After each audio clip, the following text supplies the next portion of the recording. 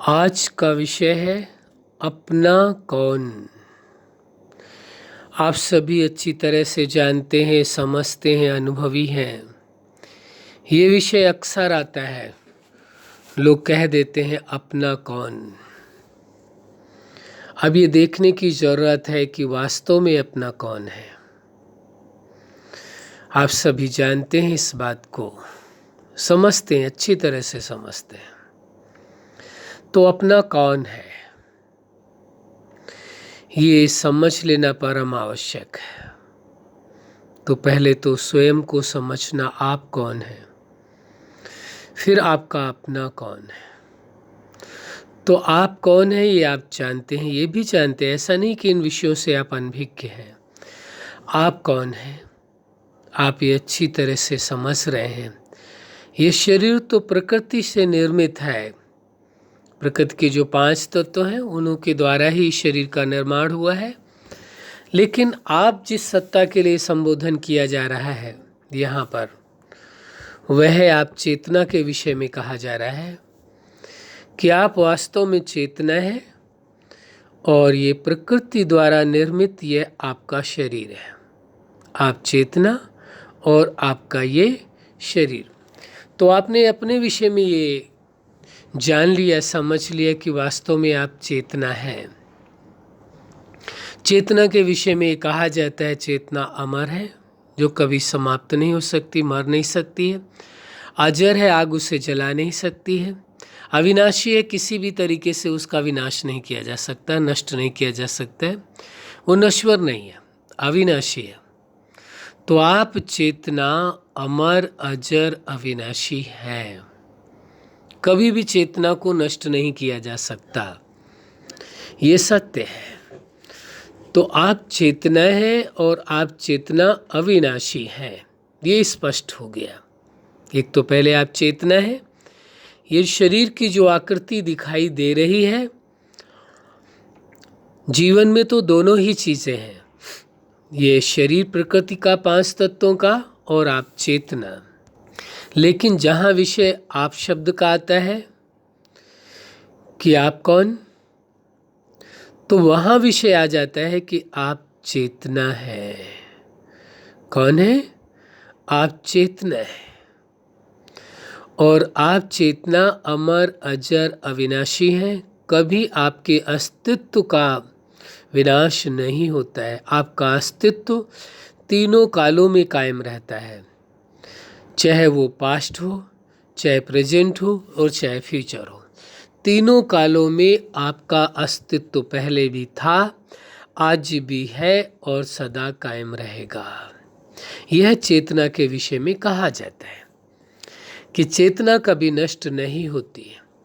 आपका अस्तित्व पहले भी था, आज भी है आप चेतना का अस्तित्व, और कल भी रहेगा, भविष्य में भी रहेगा। तीनों कालों में शाश्वत है, अविनाशी है। चेतना का अस्तित्व सदा एक समान रहता है, कभी भी समाप्त नहीं होता है।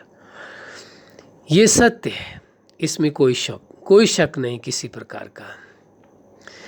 लेकिन अब ये प्रश्न उठता है कि वास्तव में जब आप चेतना हैं, आप अविनाशी हैं, तो आपकी विशेषताएं फिर क्या हैं, गुण क्या हैं, वो भी समझना जरूरी है। आपके गुण क्या है, आपकी विशेषताएं क्या है, ये भी समझ लेना आवश्यक। जो आपके अंदर सदा काल है, गुण आपको लाने नहीं है, विशेषताएं आपको लानी नहीं है, आपके अंदर मौजूद हैं। जो जीवन दाता ने, जगत नियंता ने, उस सुप्रीम सत्ता ने, या जो भी आप जिन भी नामों से आप पुकारते हैं उसे, वो आप स्वीकार कर लें। उसने जो आपको जीवन दिया है, तो कुछ विशेषताएं, कुछ गुण भी आपके अंदर दिए हैं। पूर्व में भी हमने चर्चा किया था इस विषय में। उस सुप्रीम सत्ता ने अपने जैसे गुण ही दिए, साधारण गुण नहीं दिए, अपने जैसे दिए। जैसे सारी दुनिया कहती इस बात को कि वो शांति का दाता है, सभी को शांति देता है। तो वो शांति का जो गुण है, क्योंकि उसने वही गुण पिरोए हैं चेतना के अंदर, तो वो शांति का गुण चेतना के अंदर भी है। शांति से पूर्ण है चेतना। चेतना के अंदर शांति का गुण विद्यमान है। हाँ, किन्हीं कारणों बस, परिस्थितियों बस, बाह्य समस्याओं वश वो शांति के बजाय अशांति होती है, लेकिन शांति की चाहत फिर भी अंदर कायम रहती है, क्योंकि वो उसका गुण है। जिसका जो गुण होता है वो उसी गुण में रहता है। परिस्थितियाँ आएंगी, गुण थोड़े समय के लिए बदलेगा, फिर वहीं आ जाएगा। इसलिए आप देखेंगे जीवन पर्यंत शांति की अवस्था में कितना समय रहें और तनाव में, टेंशन में या शांति में कितना समय रहें, तो रिजल्ट यही निकलेगी कि अधिक से अधिक समय आप शांति में ही रहें।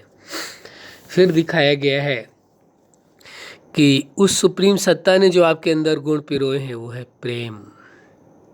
आप देखेंगे प्रेम की अभिलाषा सभी को होती, प्रेम का गुण सभी के अंदर है। आप प्रेम करना जानते हैं और प्रेम प्राप्त करना भी चाहते हैं।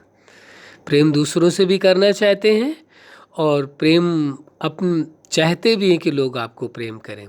तो ये प्रेम का गुण आपके अंदर पहले से था, आज भी है और सदा कायम रहेगा। क्योंकि जब चेतना का अस्तित्व हुआ तो उस अस्तित्व के समय ही उस सुप्रीम सत्ता ने ये सभी गुण, सभी विशेषताएं अपने जैसे पिरो दी है सभी चेतना के अंदर। तो शांति, प्रेम, खुशी, हर व्यक्ति खुश रहना चाहता है और दूसरों से भी उम्मीद करता है कि उनको भी उसे खुशियाँ देनी चाहिए और खुशी वो दूसरों को भी देता है।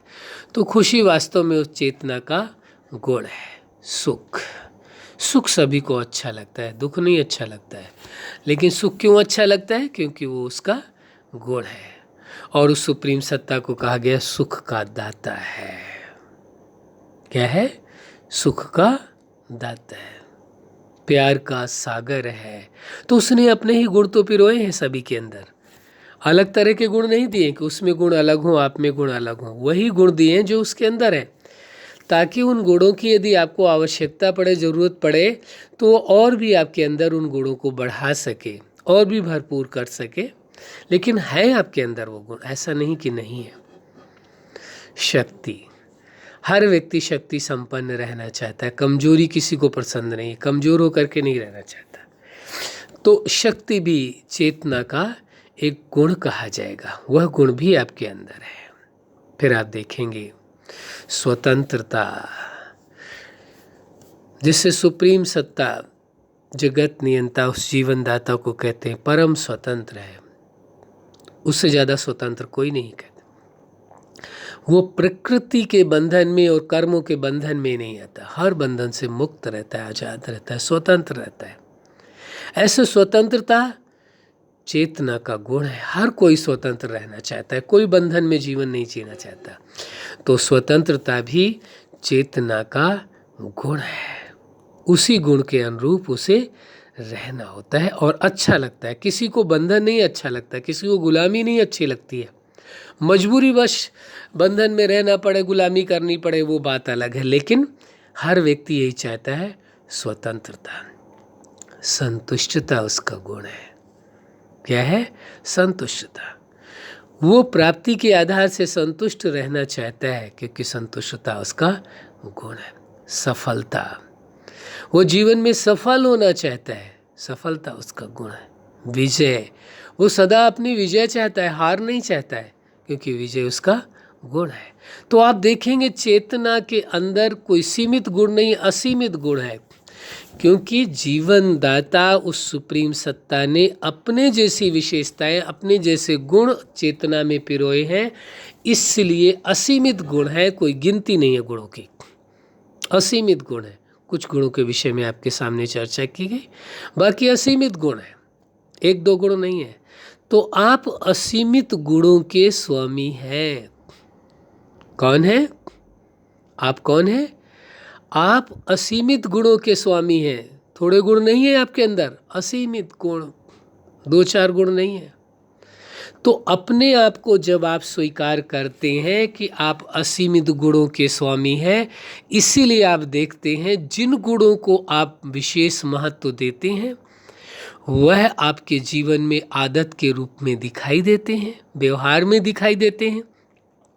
जिन गुणों का आप महत्व नहीं देते हैं वो नहीं दिखाई देते, लेकिन चाहत तो जरूर होती है उन गुणों की इच्छा जरूर होती है कि उन गुणों के अनुरूप जीवन जिए, उन गुणों को सदा साथ रखें। वो गुण अवश्य कहीं ना कहीं झलक उनकी आती है, दिखाई अवश्य देते हैं वो भी।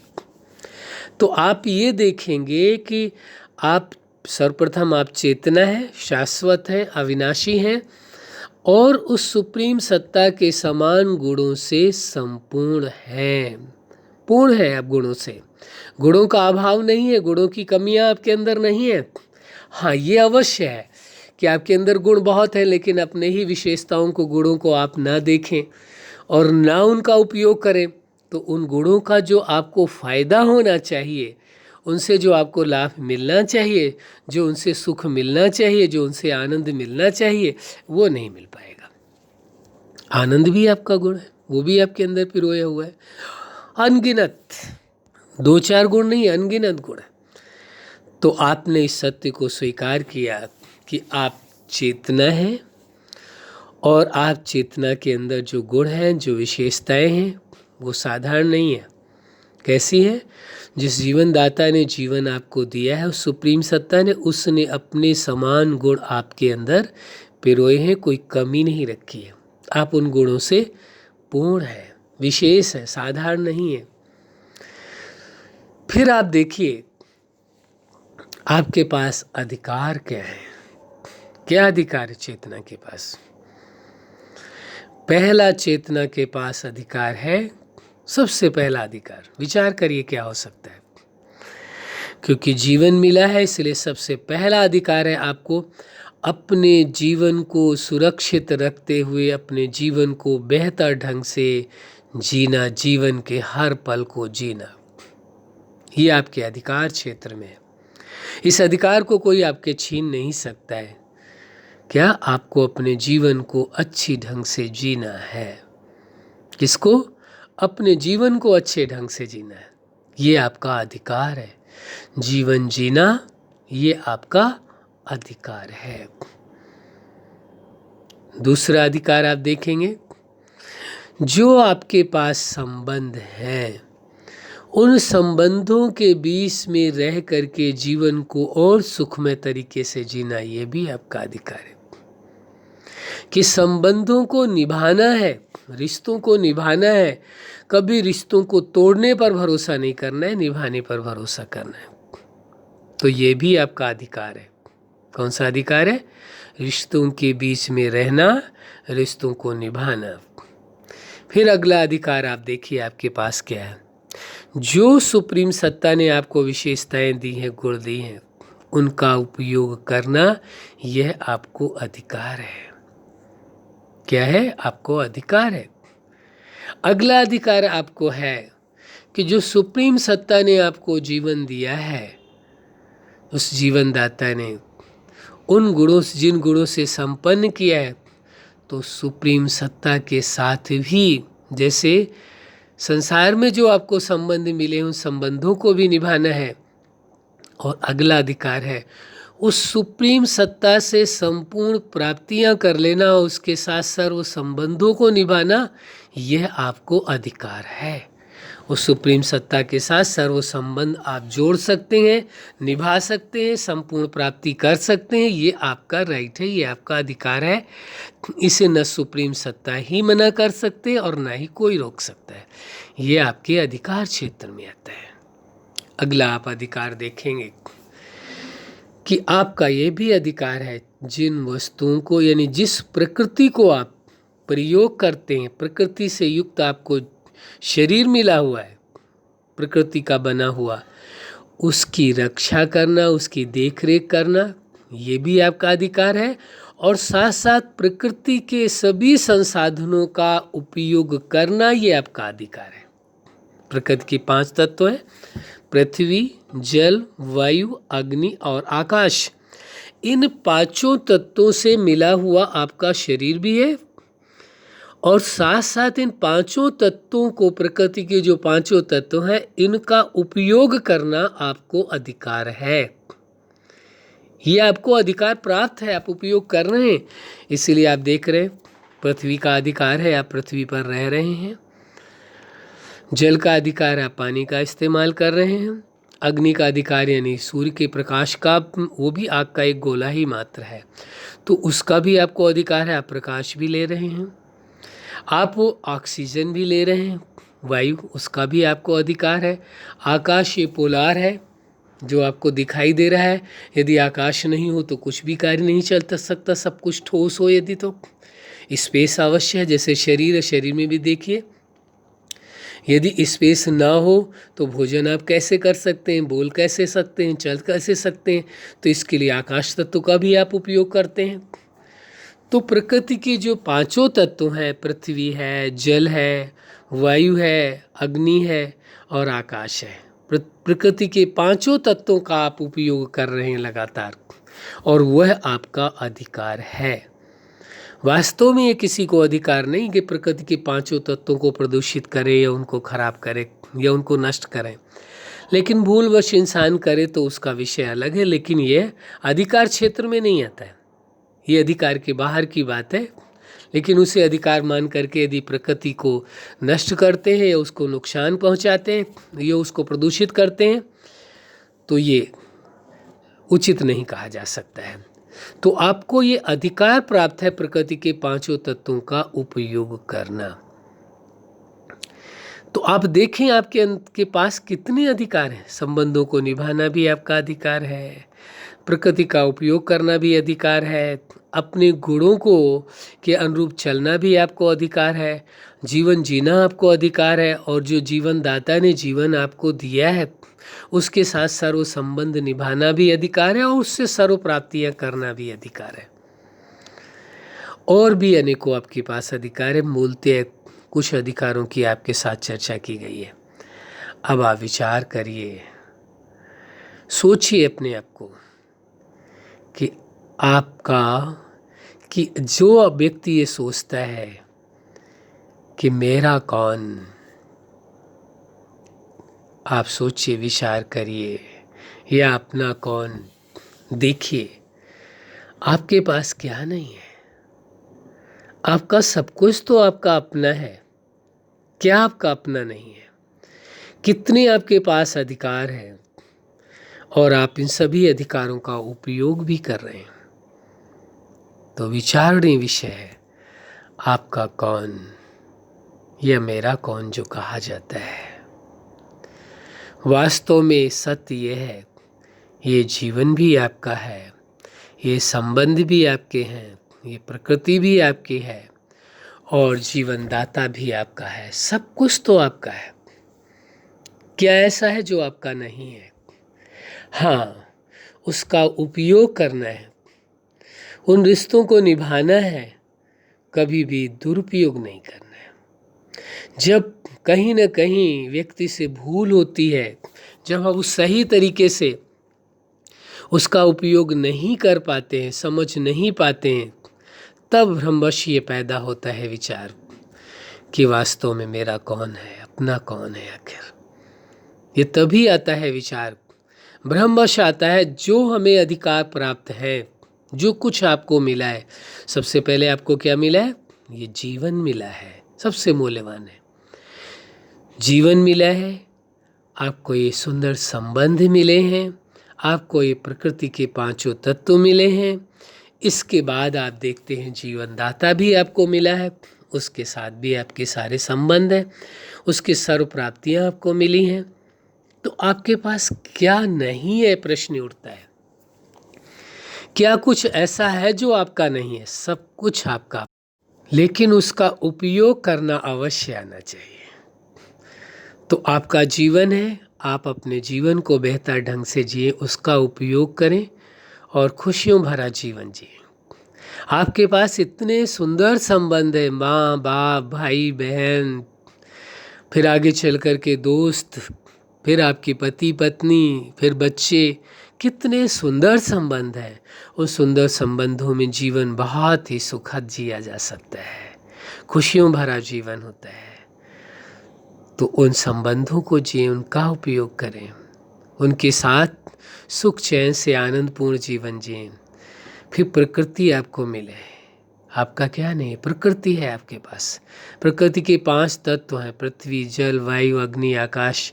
इनका आप उपयोग कर रहे हैं, लेकिन कभी भी आपके कारण इन प्रकृति का नुकसान नहीं हो, प्रदूषित नहीं हो। क्यों? क्योंकि यदि इनका नुकसान हो जाएगा, आप प्रदूषित कर देंगे तो आपको ही फिर नुकसान होगा। इस बात का आवश्यक ध्यान रखें अपने स्तर तक। तो प्रकृति का भी भरपूर आप उपयोग करें और खुशियाँ पाएं, आनंदपूर्ण जीवन जिएं। फिर उसके बाद आता है जगत नियंता, सबका मालिक कहें, जीवन दाता कहें, सुप्रीम सत्ता कहें, जो आप स्वीकार करते हैं ये आपका व्यक्तिगत विषय, वह भी आपका है। उसके साथ भी सर्व संबंधों का सुख ले, आनंद ले, खुशियाँ लें और उससे संपूर्ण प्राप्तियाँ करें। कितना आनंद का विषय, कितना खुशी का विषय है। संपूर्ण प्राप्तियों भरा आपका जीवन हो, आनंदपूर्ण है। तो क्या नहीं है आपके पास? कौन नहीं है आपका? सब कुछ आपका है। आप स्वीकार करके चलें और उसका सुख लें, आनंद लें। अच्छा, आप अपने जीवन के हर लक्ष्य में सफल हों। क्या हो? जीवन के हर लक्ष्य में सफल ही नहीं हो, खाली सफलता के शिखर तक पहुँचें। आज का विषय था जैसे मेरा कौन या अपना कौन। आपका सब कुछ है, आपका जीवन आपका है, आपके पास संबंध आपके है, प्रकृति आपके पास है, जीवन दाता आपका है, सब कुछ आपका है। उसका उपयोग करें, जीवन खुशियों भरा जिए, सुख आनंद भरा जिए।